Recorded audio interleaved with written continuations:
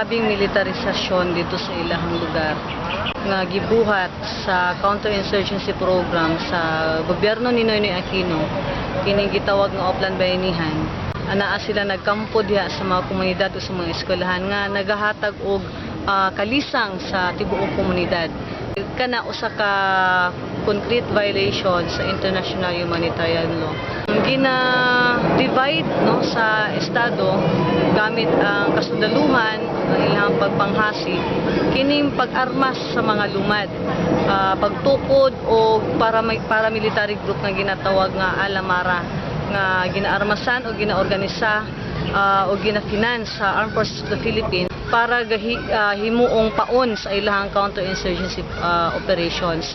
Nahitabo na po ning pagpangbakwit, particular sa Talaingod, katuniaging tuig, 2014, o way back 20 years ago, tungod sa, aside sa militarisasyon, tungod po sa kaning interest sa gobyerno in collaboration with large scale na mga kumpanya nga buot mumina o mukawkaw sa ilahang bahandi, labi na diha sa Pantaron Range sa Talaingod. Issue kini sa tawhanong katungod o issue kani sa environment sa mga lumad nga diin diha sila nabuhi ug issue kini sa ancestral domain nga ilahang ginaprotektahan ug ilahang ginapanagiyahan. Dunay 35 na ka mga batalyon ang naga-operate diri sa tibuok region nga mikalas ka na og 41 ka mga victims na sa extrajudicial killings under Noynoy Aquino. Dunay usa ka victim sa enforced disappearance ug dunay 50 ka buok nga illegal nga giaresto, gifailan og trump up cases, naka-detain karon sa lain-laing detention facilities. Ug daghan pa nga mga victims sa human rights violations pinaagi sa pagkampo sa militar sa komunidad. And kadaghanan na mga biktima mga mag-uuma o mga kaigsuonang lumadikan sa lain-laing tribo. Ang kaigsuunang lumad mo kini ang pinaka-vulnerable sector sa ato ang katilingban.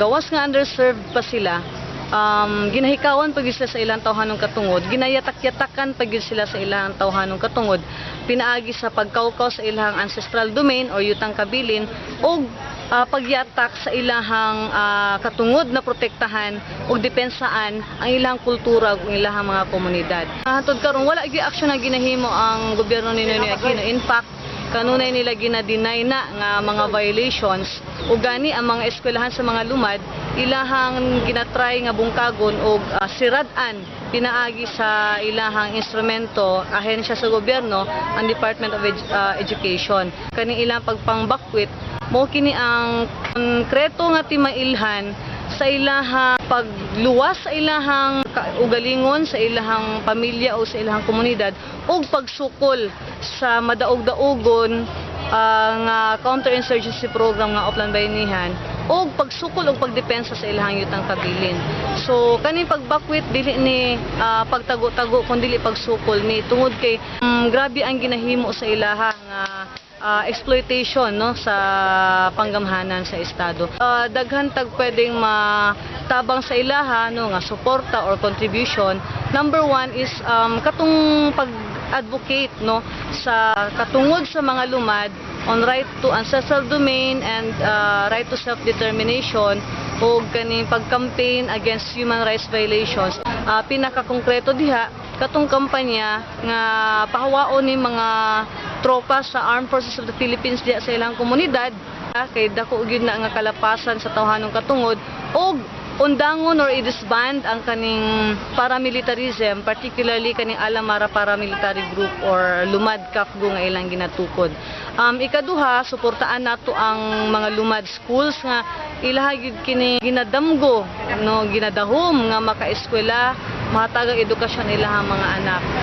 O ang ikatulo, kaning basic social services nga pwede natong mahatag sa ilaha dito sa ilang community, ingon man sa ilahang panglawas o sa ilahang sustainable agriculture, pagtabang nato nga ma-strengthen ug ma-empower ang komunidad sa mga lumad.